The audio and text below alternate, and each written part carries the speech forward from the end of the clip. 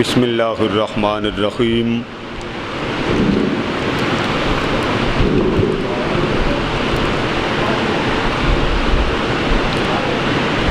نحمدہ ونصلی ونسلم علی سیدنا و مولانا محمد رسولہ النبی الکریم۔ بسم اللہ الرحمن الرحیم۔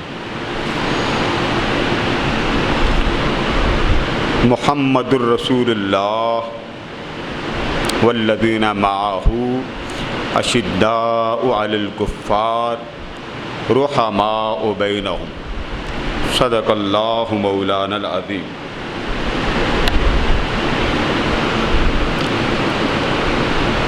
معزز حضرات گرامی،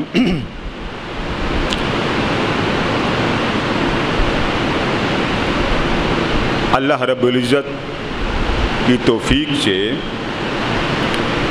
مضمون کے آغاز سے قبل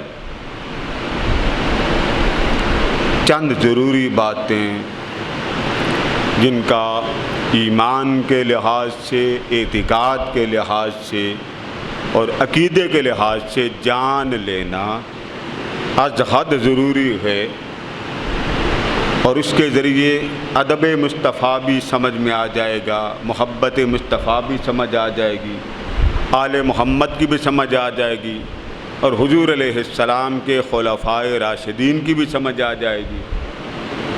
اور یہ جو فتنہ پروری، شرارت یا طنز یا دین کے بنیادوں میں، مبادیات میں فتنے پہ فتنہ، یہ سارے کا سارا جب آپ ان باتوں کو سمجھ لیں گے، پھر آپ کے ذہن کو، عقیدے کو، عقل کو کوئی ڈگمگا نہیں سکے گا۔ اگر یہ باتیں جو آپ کے گوشے گزار کریں گے، پھر مضمون چلائیں گے۔ اور یہ فتنہ پروری جہالت نے، لا علمی نے اہل سنت کا سب سے زیادہ نقصان کیا ہے۔ ہر داڑھی رکھنے والا محرم کے مہینوں میں اس پر تان کی جاتی ہے، گالی گلوچ کی جاتی ہے، اور گالی گلوچ کون کرتا؟ پھر ایک طرف سے مضمون ایک ہی مسلک کے ماننے والے، ایک مسجد میں مضمون چل رہا ہوتا ہے شان علی، اسی ساتھ والی مسجد میں موضوع چل رہا ہوتا ہے شان معاویہ۔ آگے چلے جائیں، ایک مضمون چلتا ہے، اس مضمون کا عنوان ہے کہ شان عظمت خلفائے راشدین، اسی ساتھ والی مسجد میں مضمون چل رہا ہوتا امیر المؤمنین حضرت امیر معاویہ۔ عام بندہ سب کو مانتا، اسے تو پتہ ہی نہیں کہ یہ رولا کیا۔ پڑھا لکھا طبقہ، جن کی تعلیم ہوتی ہے، جو پڑھے لکھے ہوتے ہیں، فارغ التحصیل ہوتے ہیں، وہ سمجھ جاتے ہیں کہ یہاں کیا ہو رہا۔ میں نے چاہا کہ کچھ باتیں تھوڑی تھوڑی کر کے، تاکہ آپ کا ذہن بھی مطمئن ہو جائے۔ ایک بات یاد رکھ لیں، صحابہ کرام کے 2 درجے ہیں، یہ بات یاد رکھ لیں۔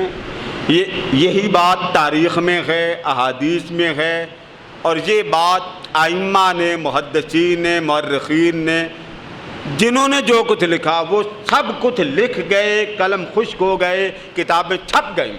اب اس میں کوئی دنیا کا مال یا ماں کا لال رد و بدل نہیں کر سکتا۔ ہم پھنستے کہاں پہ ہیں؟ کوئی روایت ملی، الجھ گئے، نہ اس کا آگا نہ پیچھا، پھنس گئے۔ اب یہ جو ذوالحجہ جا رہا ہے، اس کی 18 تاریخ یوم شہادت حضرت عثمان ذو النورین رضی اللہ تعالیٰ عنہ۔ جب آقا دو جہاں علیہ السلام نے حجۃ الوداع فرمایا، سب صحابہ آقا علیہ السلام کے ساتھ تھے، جہاں خطبہ حجۃ الوداع آپ نے فرمایا۔ آقا نے اپنی محبت سے، پیار سے، توجہ سے، تربیت سے، اور ہر سطح پر ہر صحابی کو درجہ بدرجہ کمال کا اخلاق عطا فرمایا کہ لوگ یہ میرے بات جاتے ہوئے نہ کہیں کہ معلوم نہیں کہ اتنی بلند شان والا نبی، اس کے ماننے والے، قربت والے، صحبت والے، محبت والے، حلاوت والے، عشق والے اتنے کمزور چھوڑ گئے، اتنے کمال پر پہنچایا کہ ایک دن صدیق اکبر رضی اللہ تعالیٰ عنہ کو کسی نے گالیاں نکالی. اسی طرح اور بھی صحابہ کرام کے بارے میں آپ چپ رہے. اسی طرح ایک اور صحابی کے بارے میں آتا، ان کو کسی نے گالیاں نکالی. ساتھ ایک اور شخص کھڑا تھا، اس نے کہا آپ بھی گالیاں دے دیں. فرمایا میں کیوں گالیاں نکالوں؟ انہوں نے کہا وہ آپ کو گالیاں دے رہا. اب ذرا غور سے سنیے حضور کے نام لینے والوں، ایک نبی کو ماننے والے تھے، کیا ہو گیا؟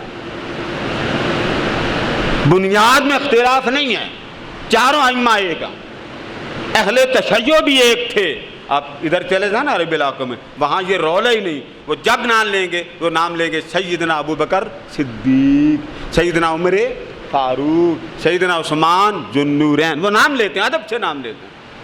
ابھی آئے گا محرم الحرام، آپ کیبل پہ دیکھ لیجئے کہ ان ممالک میں مجالس ہوتی ہیں، وہ کس طرح ادب سے نام لیتے ہیں. ہر علاقے میں فتنہ پروری ہے. کہ مرض کر رہا تھا تو ایک شخص نے گالی نکالی. ساتھ والے نے کہا آپ بھی کسی کو گالی دے دیں. فرمایا میں کیوں گالی دوں؟ اس نے پوچھا آپ گالی کیوں نہیں دینا چاہتے؟ فرمایا میری نظروں میں اس کا عیب ہو تو میں گالی دوں، میری نظروں میں اس کا عیب ہی کوئی نہیں تو میں گالی دے کے اپنے اعمال کا بیڑا غرق کیوں کروں؟ ہماری آپ دکانوں پہ جائیں، آپ تھوڑا سا ریٹ اپ اینڈ ڈاؤن کر کے دیکھ لیں، دکاندار کے 14 طبق روشن ہو جائیں گے. وہ آپ کو ننگا کر کے بھیج دے گا، لیں یا نہ لیں ننگا ضرور کرے. یہ کس کا خلاف ہے؟ امام جعفر الصادق رضی اللہ تعالیٰ آپ پر کسی نے الزام لگا دیا آپ چور ہیں. فرمایا کتنے پیسے چوری؟ اس نے کہا جی 10,000. فرمایا ٹھیک. الزام آپ کے منہ پہ لگا رہا، آپ اندر تشریف لے گئے، 10,000 درہم دینار وہ لا کے اس کو دے دیے. وہ جب لے کے چلا گیا، کچھ دیر کے بعد پلٹ کے واپس آ گیا. اس نے کہا جی میں معذرت چاہتا ہوں، میں نے غلطی میں آپ پر الزام لگایا، تو الزام میرا غلط تھا، میرا الزام درست نہیں تھا. آپ حق پر ہیں، آپ سچ ہیں، آپ سچے ہیں، آپ یہ 10,000 واپس لے لیں. وہ جسے حضور کی صحبت کا فیض کرم ملا، وہ امام جعفر الصادق فرمانے لگے اے اللہ کے بندے، ہم اس نبی کی اولاد ہیں جو دے دیا کرتے ہیں پھر دے کے واپس نہیں لیتے. مولا علی مشکل کشا سے کسی نے پوچھا حضور کیا بات ہے آپ کے زمانہ خلافت میں سکون نہیں؟ ابو بکر بھی تو تھے، عمر فاروق بھی تو تھے، عثمان ذوالنورین بھی تو تھے، آپ بھی تو ان کے ماننے والے ہیں، آپ کے زمانہ میں سکون کیوں نہیں؟ جب آپ نے سنا تو آپ نے سمجھ لیا کہ یہ بندہ کہاں سے بول رہا. آپ نے فرمایا اللہ کے بندے، جب وہ تھے ابو بکر و عمر عثمان و علی، مجھ سے پہلے وہ تھے، تب ان کے مشیر تھے ہم، اور جن کا مشیر علی جیسا ہو پھر وہ ناکام کیسے ہوتے ہیں؟ اور جب میں آیا تو میرے مشیر بنے تم. اب تم بتاؤ، تم صحیح ہوتے تو میرے خلافت میں یہ شرارتیں نہ ہوتی. اس لیے سب سے بڑی بات، میں نے آپ کو گزشتہ سال بھی یہ مکمل مضمون ریکارڈ کروا دیا تھا کہ اہل بیت حضور کی اولاد. اہل بیت میں 3 لفظ آتے ہیں، اہل بیت، اطرت، قربت. یہ 3 لفظ قرآن مجید میں آتے ہیں. ذوی القربا، قریبیوں کو کہتے ہیں. اطرت، حضور کے ساتھ والے، وہ ایک ہی بات ہے. اہل بیت، قرآن مجید نے حضور کی ازواج مطہرات کو بھی اہل البیت کہا ہے. تب حضور کی اولاد، حضور کی ازواج مطہرہ اور تاجدار کائنات میں سے جو اولاد آگے چلی. کسی کا بیٹا آپ اپنا کریں نا تو اللہ پاک منع کرتا ہے کہ آپ کسی کے بیٹے کو اپنا بیٹا مت کرو. بیٹے تو آپ کے ولادت کے بعد وصال فرما گئے، تو جب وصال فرما گئے تو آپ نے فرمایا لو کان حیا لکان نبیا صادقا، فرمایا اگر میرے بچے زندہ رہتے، میرے صاحبزادے زندہ رہتے، اللہ ان کو بھی سچا پکا نبی بنا کر بھیجتا۔ یعنی وہ اس مقام پر تھے جس مقام پر نبی کو نبوت دی جاتی ہے، مگر میرے بعد کیونکہ نبی نے، کہ اللہ کو گوارا نہیں ہے کہ یہ تسلسل ختم کر دیا۔ لو کان حیا لکان نبیا، وہ زندہ رہتے تو کیا ہوتے؟ بولیے ذرا۔ یہ ایسے ہے جیسے حضرت عمر فاروق رضی اللہ تعالیٰ عنہ کے بارے میں فرمایا، اگر میرے بعد کوئی نبی ہوتا تو عمر ہوتا، مگر اللہ نے نظام ختم کر دیا، میرے بعد کوئی نبی نہیں۔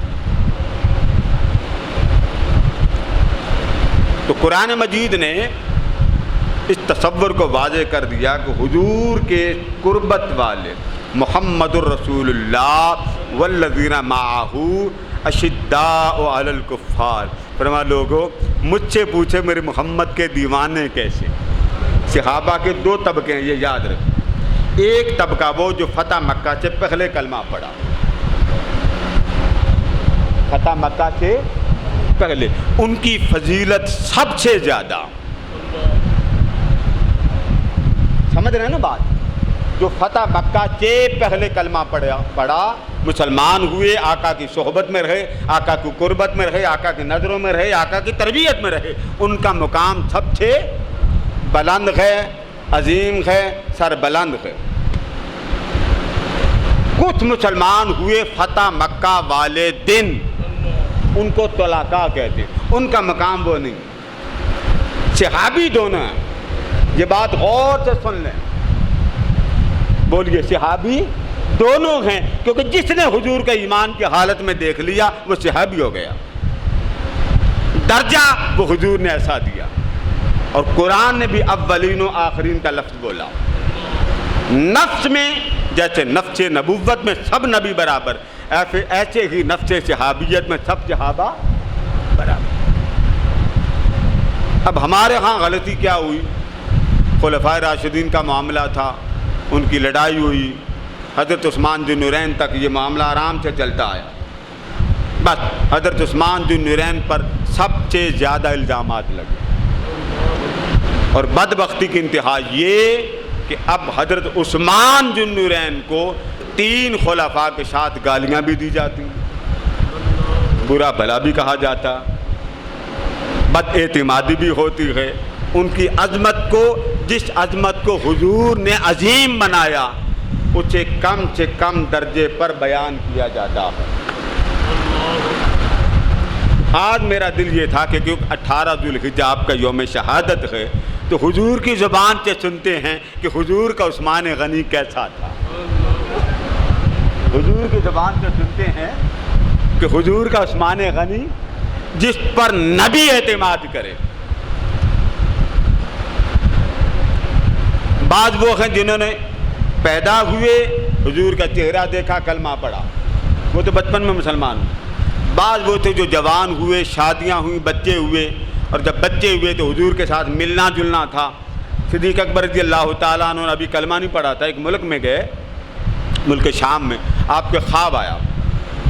خواب میں کیا دیکھتے ہیں کہ چاند ہیں، اس کے ساتھ 2 ستارے ہیں، وہ گریں تو آپ نے جھولی میں لپیٹ لیے۔ خواب آپ کا وہاں آیا، آقا کے ساتھ دوستی تھی، کلمہ نہیں ابھی پڑھا تھا۔ واپس آئے تو واپس آنے سے پہلے ایک شخص سے خواب کی تعبیر پوچھی کہ مجھے خواب کی تعبیر بتاؤ۔ اس زمانے میں بھی خواب کا تصور چلتا تھا۔ اس نے کہا اے ابو بکر، لگتا ہے ایک وقت آ رہا ہے کہ تو کسی نبی کا پیروکار بنے گا، اور اس نبی کے ظاہری وصال کے بعد اس نبی کا نائب تو بنے گا۔ یہ خواب وہاں آیا، تعبیر بھی وہاں پوچھی۔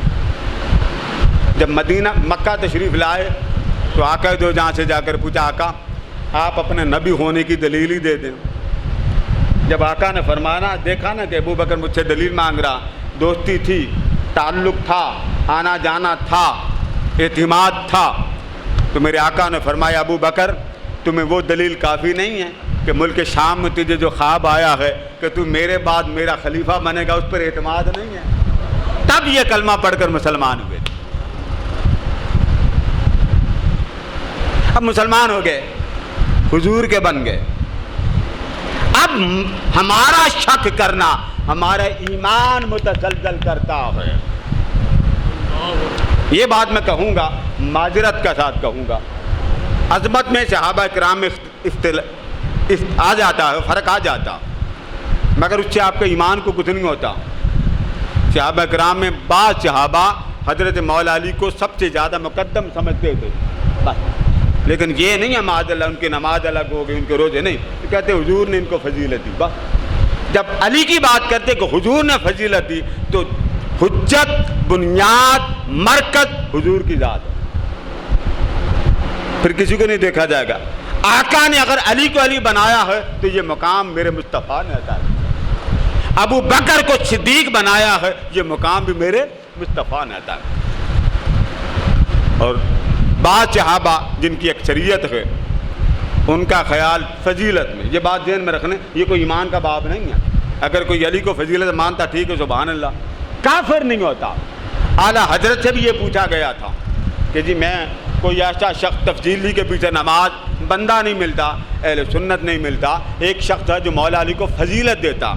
یہ مسئلہ فتاوی رضویہ میں بتا رہا ہوں، یہ موجود ہے، اگر آپ کو ہمت ہو کتاب کھولیے پڑھیے۔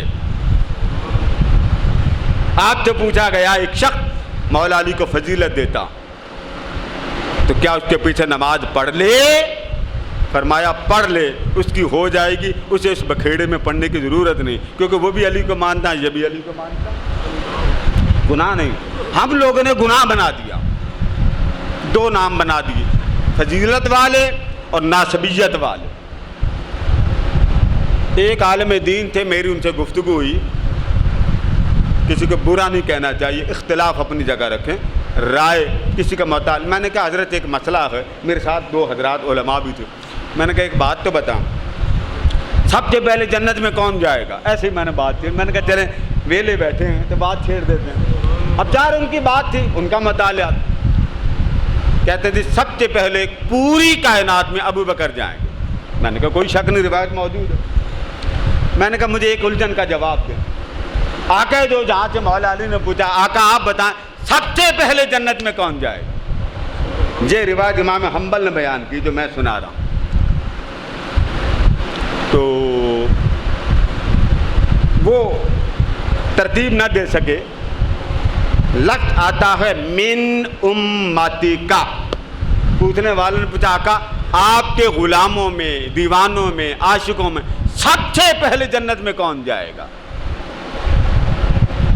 ایک ہے کچھ نہ ہو تو پھر پہلے کون جائے گا، ایک ہے کچھ ہو پھر ان میں پہلے نمبر پہ کون ہوگا۔ جب حضور سے پوچھا گیا نا حضور غلاموں میں سب سے پہلے کون جائے گا، فرمایا ابو بکر میری امت میں سب سے پہلے جنت میں جائے گا۔ سب سے پہلا جنتی پوری امت میں ابو بکر۔ امام حنبل بیان کرتے ہیں کہ مولا علی نے یہ سوال کیا، سونیا آپ مجھے اپنی زبان مقدس سے بتائیں سب سے پہلے جنت میں کون جائے گا؟ فرمایا علی گھبرانا، پہلا میں جاؤں گا، پھر میرے ساتھ میرا قبیلہ جائے گا، میرے گھر والے جائیں گے، اہل و عیال جائیں گے۔ پھر چار روایتیں آتی ہیں جن میں خلفاء کے نام آتے ہیں، کسی کے بارے میں آتا کچھ آگے ہوں گے، کسی کے بارے میں آتے کچھ ایسے ہوں گے، کسی کے بارے میں آتے کچھ پیچھے ہوں گے، کسی کے بارے میں آتے یہ میرے رفیق ہوں گے، یہ میرے وزیر ہوں گے۔ روایتیں ساری آتی، جانا سب نے، رہنا کسی نے نہیں۔ اس لیے یہ جو فضائل آتے ہیں اس پر ہنگامہ خیزی نہیں کرنی چاہیے۔ آقا نے ابو بکر کو ابو بکر بنا دیا، کائنات کے سارے ولی اکٹھے ہو جائیں کوئی ابو بکر نہیں بن سکتا، عمر نہیں بن سکتا، عثمان نہیں بن سکتا۔ اب وہ باتیں جس کو حضور نے بیان کیا ذرا غور سے سنیں کہ صدیق حضرت عثمان ذو النورین کون؟ آقا دو جہاں علیہ السلام نے ایک جنازہ دیکھا، غور سے سنیے۔ حضرت جابر فرماتے ہیں وہ جنازہ جب حضور علیہ السلام کے قریب سے لایا گیا، اس کو امام ترمذی نے روایت کیا ہے، اور فرماتے ہیں کہ وہ جنازہ جب آ گیا فلم یصلی علیہ، حضور نے اس کا جنازہ نہیں پڑھا، اس کا جنازہ بولیے. اب ایمانداری کے بعد جس کا جنازہ آمنہ کا لال نہ پڑھائے تو لمحہ فکریہ بن گیا کہ نہیں؟ صحابہ نے پوچھا حضور آپ نے جنازہ کیوں نہیں پڑھایا؟ فقیل یا رسول اللہ ما رأیناک ترکت الصلاۃ علی احد قبل ھذا. آقا میں نے کبھی دیکھا نہیں ہے کہ اس جنازے سے پہلے آپ نے کسی کا جنازہ اس طرح چھوڑا ہو. غور سے الفاظ سنیے. آقا نے فرمایا قال انہ کان یبغض عثمان فابغضہ اللہ. بات اصل یہ ہے آقا فرماتے میں اس کا جنازہ اس لیے نہیں پڑھتا کہ یہ شخص میرے عثمان غنی سے بغض کرتا تھا. اونچا بولیے کیا کرتا تھا؟ پھر بولیے کیا کرتا تھا؟ یہ کس نے کہا؟ علامہ صاحب نے، مولوی صاحب نے، مفتی صاحب نے، قاری صاحب نے، پروفیسر صاحب نے؟ کس نے کہا؟ یہ مصطفیٰ نے. کیا فرمایا؟ یہ میرے عثمان سے بغض کرتا. اور یہ آگے بھی سنیں فَأَبْغَضَهُ اللَّهُ. فرمایا اسے عثمان سے بغض، رحمان کے اس سے بغض ہے. جب آقا نے فرمایا تھا نا من کنت مولا، تو ابو بکر بھی اس میں تھے، عمر بھی اس میں تھے، حضرت عثمان ذوالنورین بھی تھے، ہر کوئی تھا، 1.25 لاکھ صحابہ تھے. اور اعتماد دیکھے حضرت عثمان ذوالنورین پہ. آقا نے بیت رضوان پہ اپنا نمائندہ بنا کے بھیجا، فرمایا جاؤ مکہ جا کے فیصلہ کر کے آؤ. انہوں نے پکڑ لیا. حضرت عثمان کے کیفیت دیکھیے، جب پکڑ لیا کعبہ سامنے تھا تو مشرکین مکہ کہنے لگے عثمان اکیلے آئے ہو، بڑے عرصے کے بعد اپنے مرکز میں آئے ہو، اپنے گھر میں آئے ہو، آؤ کعبے کا طواف کر لو. کیا کر لو؟ آپ کو کوئی دوست بلائے مکہ اور آپ کے گھر میں لے جائے، کھلائے پلائے، مرچیں لگتی ہیں کہ نہیں؟ جلدی نکلو میں کعبہ کی طرف، جلدی لگتی ہیں کہ نہیں؟ بولیے. آپ کو وہ ملک شیک پلا رہا ہے، ٹکے کھلا رہا ہے، چرگے کھلا رہا، اور آپ کہتے ہیں میری جان چھوڑ مجھے کعبہ دیکھنے دے. دل کرتا کہ نہیں کرتا؟ پہلے لوگ ہوٹل میں جاتے ہیں، بریف کیس رکھتے ہیں، غسل کرتے ہیں، تیار ہوتے ہیں، اس کو آگ لگی ہوتی. قربان جائیں. صحابہ فرماتے ہیں ادھر ہم حضرت عثمان کی اس قسمت پر رشک کرتے تھے. عثمان تیری قسمت پر ناز کرتے ہیں، آج تیرے اپنا گھر بھی دیکھ لیا ہے اور گھر والا کعبہ بھی دیکھ لیا. ادھر یہ حال. جب عثمان غنی واپس آئے تو حضرت عثمان ذوالنورین کو صحابہ نے مبارکباد دی. مبارک ہو تو نے کعبہ کو تو طواف کر لیا ہوگا. حضرت عثمان چونک اٹھے، فرمایا کس کعبے کا طواف میں نے کیا؟ آپ نے طواف کعبہ نہیں کیا؟ فرمایا واللہ میں نے تو طواف نہیں کیا. پوچھا کیوں نہیں کیا؟ فرمایا عثمان طواف کب کرے؟ مصطفیٰ مدینہ میں بیٹھے عثمان طواف کرے؟ میری جرأت نہیں ہے، آمنہ کا لال میرے ساتھ نہ تھا، میں نے طواف کر کے کیا کرنا؟ یہ ہے عثمان. یہ ہے وہ عثمان جس پر ہاتھ اٹھا کر حضور نے فرمایا تھا کہ عثمان کے ہاتھ پر اللہ کا محبوب محمد بیعت کرتا ہے. اب بتائیے اسی ہاتھ سے پھر عثمان نے قرآن کو جمع کیا. کتنا مان رکھا تو اپنا نمائندہ بنایا. نبی کا مان اللہ بڑا رکھتا ہے، یہ یاد رکھیں. جب حضور اپنا مان رکھے تو عثمان ذوالنورین کو فرمایا عثمان یہ کام کر کے آؤ.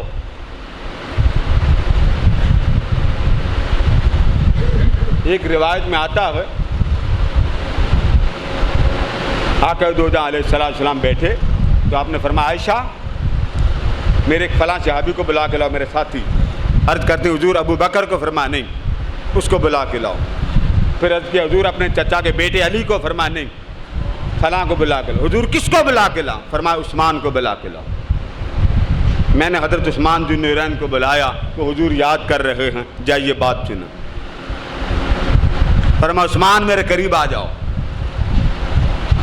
جب قریب ہو گئے تو حضرت عائشہ صدیقہ رضی اللہ تعالیٰ عنہ حضرت عثمان ذوالنورین کا چہرہ تکتی رہیں کہ میرے محبوب عثمان سے بات کیا کہتے ہیں، اور عثمان مصطفیٰ کی بات سن کر خوش ہوتے ہیں یا پریشان ہوتے ہیں. فرماتے ہیں فجعل یسارہ ولون عثمان یتغیر.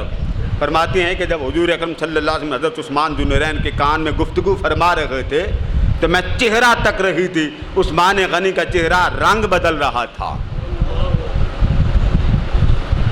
رنگ بدل رہا تھا۔ اس کے بعد فلما کان یوم الدار وحشر فیہا قلنا، پھر جب وہ وقت آیا کہ حضرت عثمان ذو النورین رضی اللہ تعالیٰ عنہ معصور کر دیے گئے، تب عثمان غنی سے پوچھا لوگوں نے، یا امیر المومنین الا تقاتل، آپ تلوار کیوں نہیں اٹھاتے، جنگ کیوں نہیں کرتے؟ تب حضرت عثمان ذو النورین نے یہ لفظ بولے، ان رسول اللہ صلی اللہ علیہ وسلم عہد الی عہدا وانی صابر نفسی علیہ، میرے مصطفیٰ نے ایک بار میرے کان میں وعدہ لیا تھا، عثمان جب تم پر تلوار اٹھائی جائے تو مجھے دیکھنا، تلوار نہ اٹھانا، تیرا جام شہادت آئے گا۔ حضور نے اپنی حیات میں فرما دیا۔ ایک صحابی فرماتے ہیں، ان کا نام حضرت جابر ہے رضی اللہ تعالیٰ، فرماتے ہم بیٹھے تھے ایک جگہ پر تو مہاجرین کے سارے لوگ اکٹھے بیٹھے تھے، ایسے گفتگو ہونے لگی تو آقا دو جہاں علیہ السلام کی عادت تھی، کبھی بھاگ کر اڑ جاتے، کسی کو سینے لگا لیتے، کسی کو چوم لیتے، کسی کا ماتھا چوم لیتے، کسی کو دبوچ لیتے، تو کبھی پہیلی ڈال دیتے تھے۔ یہ آقا کا معمول رہا، ہمارے ہاں تو یہ معمول نہ کوئی بولتا نہ کوئی اس موضوع پہ بات کہتا۔ فرماتے ہم سارے بیٹھے، ابو بکر بھی تھے، عمر بھی تھے، عثمان بھی تھے، علی بھی تھے، طلحہ بھی تھے، زبیر بھی تھے، عبد الرحمن بن عوف بھی تھے، سعد بن ابی وقاص بھی تھے۔ تو آقا دو جہاں علیہ السلام نے فرمایا بھئی اپنے ہم عمر برابر ہر بندہ اپنے ہم عمر کے ساتھ دوڑ کر ملے۔ سارے بیٹھے ہوئے تھے، اب ہم تو بیٹھے تھے اور سب کو پتا تھا کہ عثمان ذو النورین سے بڑھ کر حیا والا بندہ کوئی نہیں۔ انہوں نے کیا اٹھنا تھا، سارے اٹھے، ہر بندہ آقا نے فرمایا چلو اٹھو اور گلے لگا، وَنَهَدَ النَّبِيُّ صلی اللہ علیہ وسلم إِلَىٰ عثمان، بس آقا دوڑ کر اٹھے، عثمان کو چوم کے سینے لگا لیا، فرمایا تم اپنوں کو ملے میں اپنوں کو ملتا ہوں۔ ایک دفعہ حضور اکرم صلی اللہ علیہ وسلم نے کسی کو گوشت دے کر بھیجا کہ جاؤ عثمان کو دے کے آؤ۔ وہ گوشت لے کر گئے اور گھر جا کے نا، کیونکہ آقا کی ایک لخت جگر پہلے ان کے پاس تھی، وہ گوشت رکھ کے حضرت عثمان ذو النورین بھی بیٹھ گئے اور وہ جو حضور علیہ السلام کی طرف سے گوشت لے کے آیا تھا نا وہ بھی بیٹھ گئے۔ کبھی وہ حضور علیہ السلام کے صاحبزادی کا چہرہ دیکھتا، کبھی وہ حضرت عثمان ذو النورین کا چہرہ دیکھتا، دونوں کو تکتا رہا وہ صحابی۔ جب واپس آئے تو آقا نے اس گوشت لے جانے والے کو پوچھا ایک بات تو بتا۔ جی آقا پوچھے، فرمایا یہ بتا ان دونوں میں ہنسی کون ہے؟ حالانکہ دیکھا انہوں نے تھا، بتایا نہیں تھا کہ حضور میں آپ کی لخت جگر کا بھی چہرہ تکتا تھا اور عثمان ذو النورین کا بھی، ان دونوں میں ہنسی کون؟ تو جب حضور نے فرمانا بتا ان دونوں میں ہنسی کون، تو عرض کرتے سونا میں کیا کہوں کون کیسا ہے، مجھے فرق کرنا نہیں آتا، آپ کی بیٹی کو دیکھو تو اس جیسی بات ہی کوئی نہیں، اور جس کو بیٹی عطا کرتی ہے اس جیسے عثمان کی بات ہی کوئی نہیں۔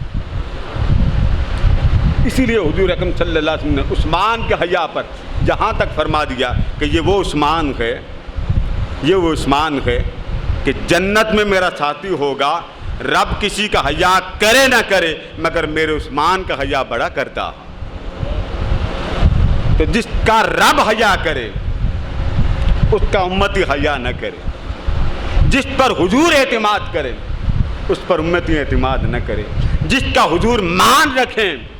اور پھر یہاں تک کہ آپ کی ایک صاحبزادی کے جب وصال ہوا تو آپ نے فرمایا مجھے اللہ نے حکم دیا ہے کہ دوسری بیٹی بھی میں عثمان کے نام پہ کروں۔ تو جب دو بیٹیاں ہوگی تب آپ کا نام بنا ذو النورین، دو نور والا، یعنی نورانی گھرانے کی دو نورانی کلیاں، وہ حضور علیہ السلام کی بیٹیاں وہ آپ کے گھر میں آئیں، اور آپ نے 12 سال خلافت فرمائی، اور آپ کے باڈی گارڈ مولا علی نے اپنے بیٹے لگائے، فرمایا یہ میرا بھائی ہے اس کا دھیان رکھنا، اور آقا دو جانے پہاڑ پر بھی چڑھ کے فرما دیا، جب متزلزل ہوا نا کانپنے لگا تو حضور نے اپنا عصا مار کے فرمایا صبر نہیں کرتا؟ تیرے اوپر اللہ کا ایک نبی علیہ نبی جن و صدیقن و شہیدان، تیرے اوپر خدا کا نبی سوار ہے، تیرے اوپر ابو بکر سوار ہے، تیرے اوپر آنے والے زمانے کے 2 شہید بھی سوار ہیں۔ پہاڑ رک گیا۔ تو حضرت عثمان ذو النورین بھی ساتھ تھے۔ ایک صحابی فرماتے ہیں میں کھڑا تھا تو آقا دو جہاں علیہ السلام ایک منڈیر پہ تشریف لائے اور آپ نے اپنے پائے مبارک کھول دیے، اور جب پائے مبارک کھول دیے تو جب دستک ہوتی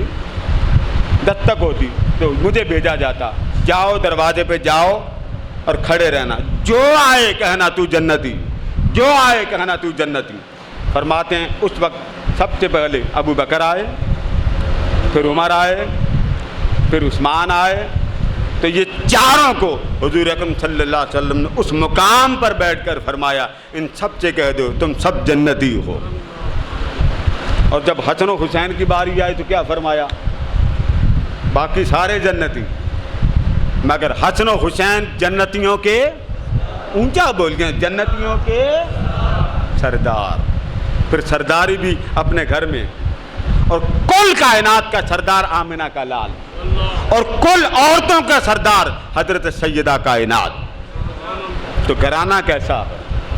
تو مان مومن کو رکھنا چاہیے جس پر حضور علیہ السلام نے خود مان رکھا، اعتماد رکھنا چاہیے جس پر حضور کی ذات نے اعتماد کیا، اور بھروسہ کرنا چاہیے جس پر آمنہ کے لال نے بھروسہ کیا، اور یہ وہی ہیں خلفائے راشدین جس پر حضور تا دم آخر اپنا مان اور بھروسہ رکھا۔ اللہ پاک ہماری ایمان کو استقامت نصیب فرمائے۔ وما علینا الا البلاغ۔